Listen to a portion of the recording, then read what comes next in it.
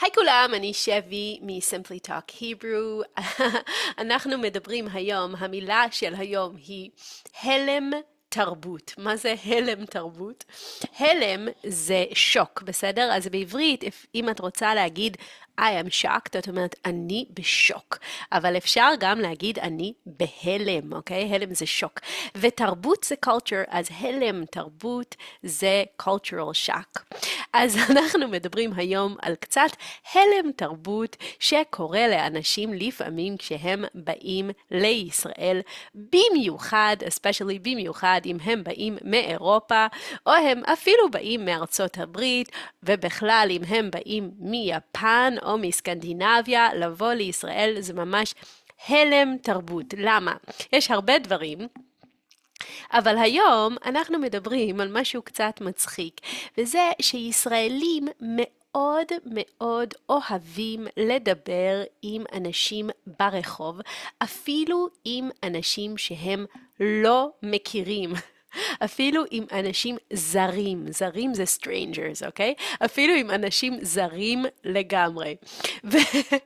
ולא רק שישראלים מדברים עם זרים ברחוב, ישראלים גם אוהבים לתת עצות, advice, אוהבים לתת עצות. אז אם את אימא שהולכת עם התינוק שלך בעגלה, או אולי אבא, אפילו יותר אבא שהולך עם התינוק שלו בעגלה, ישראלים תמיד יגידו, אני חושב שקר לו, אולי תשים שמיכה, בלנקט, אוקיי? תמיד יהיה משהו למישהו לומר, אוקיי?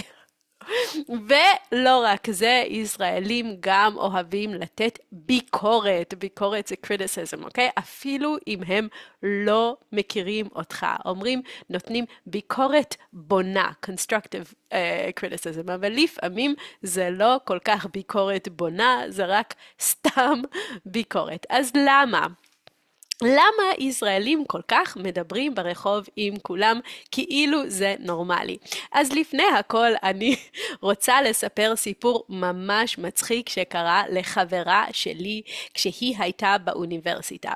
כשאני הייתי באוניברסיטה, הייתה לי חברה מאוד מאוד טובה שהיא למדה איתי באוניברסיטה.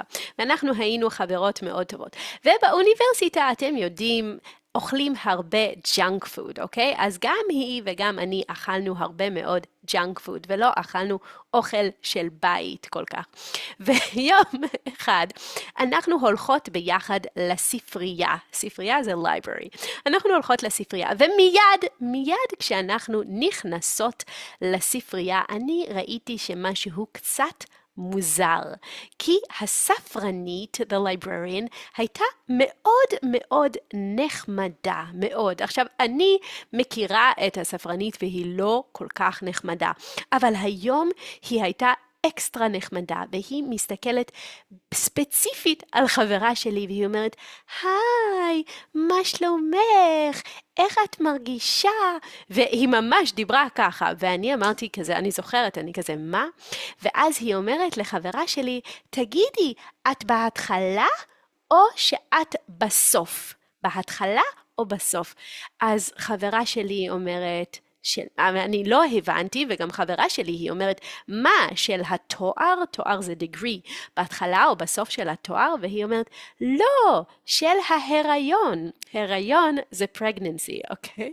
אז אני שומעת את זה, חברה שלי היא לא הייתה נשואה, married, היא לא הייתה נשואה והיא לא הייתה בהיריון, אז זה היה ממש מצחיק בשבילי, אז אני מתחילה לצחוק, ופתאום אני שומעת את חברה שלי, היא אומרת, אני בהתחלה. אז האישה אומרת, וואו, איזה יופי, מזל טוב, בשעה טובה, ככה אומרים בישראל, ואז היא הולכת. ואני מסתכלת עליה, ואני אומרת לה, מה? והיא אומרת, אומייגאד, אני הייתי בפאניקה, אני לא ידעתי מה לומר, מה אני עושה, אני לא יכולה לבוא עכשיו לספרייה 9 חודשים, מה אני עושה? ואני צוחקת, אני אומרת, זה בסדר, טוב, אנחנו עוזבות את הספרייה, והיא מספרת לי שבאותו שבוע היא הייתה באוטובוס, וכנראה בגלל כל הג'אנק פוד היא הייתה קצת נראית בהיריון, pregnant, והיא הייתה באוטובוס והייתה אישה מבוגרת, מבוגרת זה older, ככה אומרים בצורה יפה older, אפשר להגיד זקנה, אבל זה קצת, יש לזה סטיגמה, אז מבוגרת זה older, היא הייתה שם אישה מבוגרת, אולי בת 80 או 90, ככה היא אמרה. ואז היא אמרה לחברה שלי, בואי שבי. היא קמה מהכיסא שלה ואמרה לה, שבי. וחברה שלי אומרת, לא, אני לא יושבת. ואז היא אומרת לה, תשבי. והיא אומרת לה, לא, אני לא צריכה לשבת. והם באוטובוס ויש הרבה מאוד אנשים, והיא אומרת, אני רוצה שאת תשבי.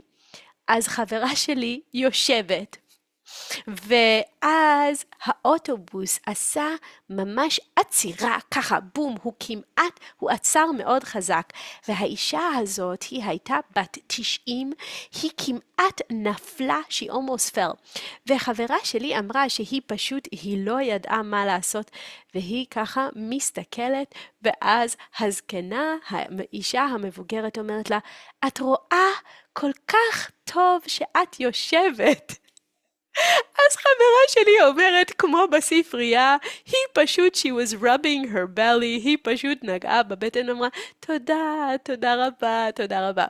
בקיצור, אנחנו אמרנו, צריך לאכול פחות ג'אנק פוד, ובאמת אנחנו קצת אכלנו יותר בריא, ואפילו קצת כולם התחלנו קצת ללכת לחדר כושר, והיא לא הלכה לספרייה. To the library. אז כל פעם אני אומרת לה, בואי לספרייה. היא אומרת, לא, אני לא יכולה. ואז אני אומרת לה, יאללה, תקשיבי, את צריכה ללכת לספרייה הזו. אז היא אומרת, תבואי איתי, come with me. אז אמרתי לה, בסדר. אז הלכנו ביחד לספרייה, והיא כזה מחזיקה את כל הספרים ככה, כמו שלא יראו את הבטן, ממש ככה היא מחזיקה את הספרים, והיא אדומה, ובאותו יום הייתה אותה ספרנית, the same librarian, אותה ספרנית, והספרנית אומרת, וואו, שלום, ואז היא מסתכלת עליה, והיא אומרת, את ילדת? Did you give birth? וחברה שלי, היא הייתה ממש אדומה, והיא אומרת, לא, אני לא ילדתי, אבל אני גם לא הייתי בהיריון, I wasn't pregnant, אני לא הייתי בהיריון, זה רק קצת junk food, והאישה הספרנית, היא לא מתבלבלת, she doesn't blink, היא לא מתבלבלת, היא פשוט מיד אומרת, וואו, אז את עשית דיאטה? מה עשית? אני גם רוצה לעשות דיאטה. זהו, היא פשוט לא היה אפילו כלום, שנייה של מבוכה, awkwardness or embarrassment, מיד אמרה, מה עם הדיאטה?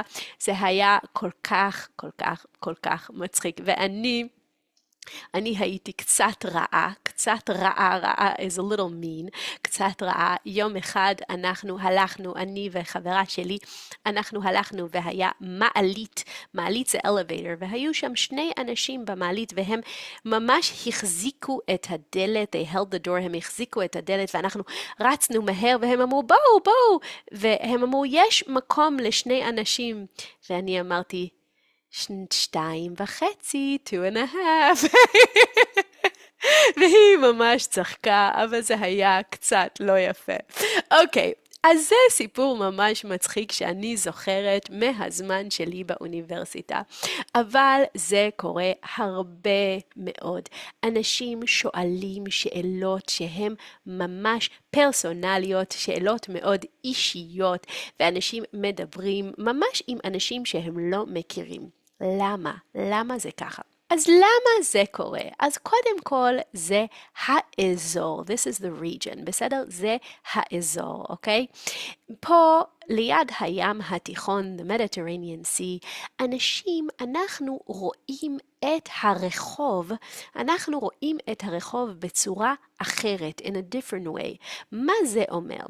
אם אני הולכת ברחוב ביפן, או בדנמרק, או שוודיה, או אפילו בצרפת, פרנס, או באנגליה, הרחוב הוא לא שלי. הוא רחוב. הרחוב הוא ניטרלי, הוא לא שלי, הוא לא שלך, הוא לא שלך, הוא לא של אף אחד.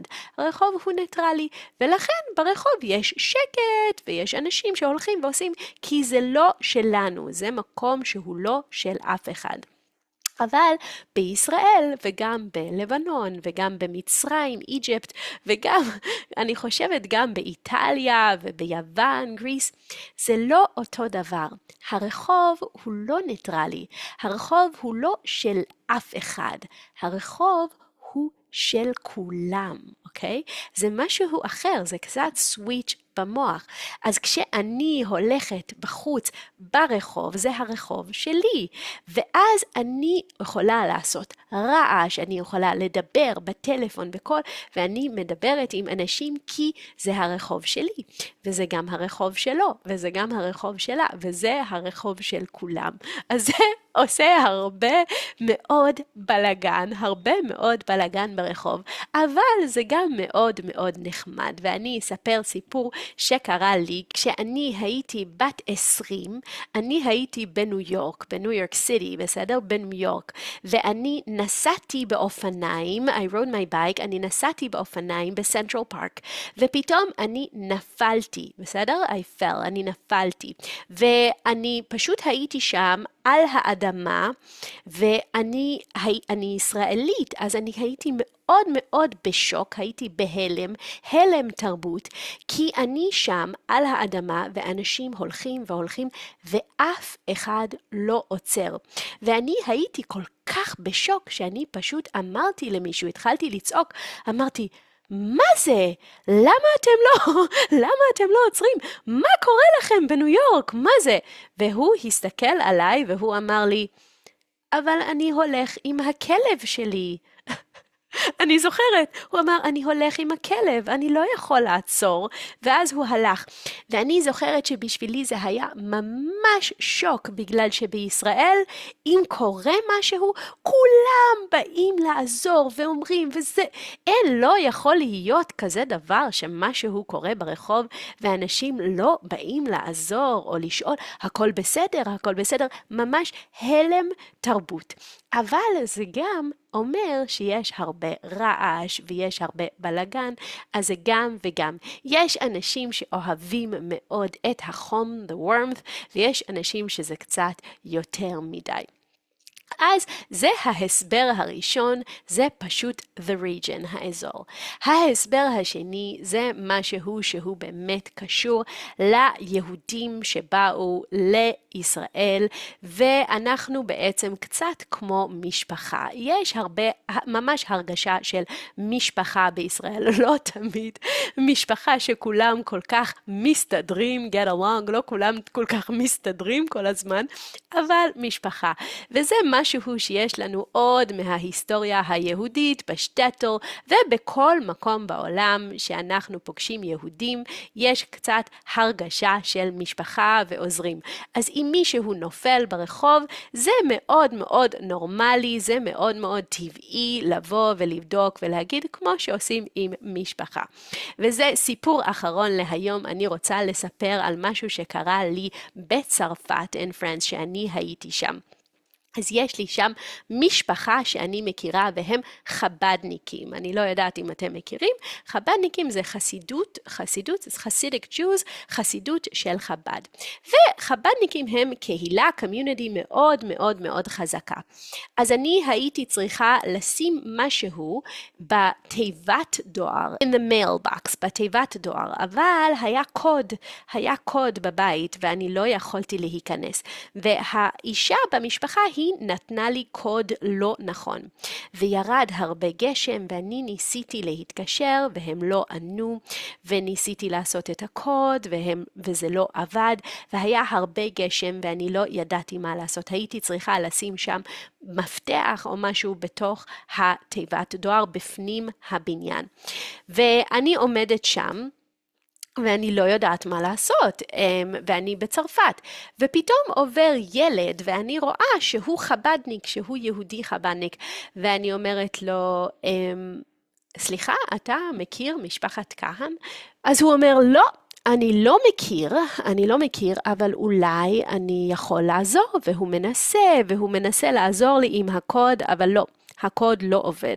אז הוא הלך, ואז פתאום אני רואה עוד איש, בסדר? זאת הייתה שכונה שהיו שם הרבה חבדניקים. אני רואה עוד איש חבדניק, ואני שואלת אותו, סליחה, אתה מכיר את משפחת כהן? הוא אומר לי, כן. אז אמרתי, אני מנסה לשים, אז הוא אומר, אני חושב שיש לי את הקוד לבניין. פשוט ככה הוא אומר לי. והוא מסתכל, והוא מוצא את הקוד לבניין. זה היה ממש משוגע. אז הוא שם, והנה הקוד, ואני פותחת, ואני שם, והוא אומר לי, התיבת דואר, the mailbox, התיבת דואר שם למטה. ואני פשוט הלכתי, שמתי, והוא הלך.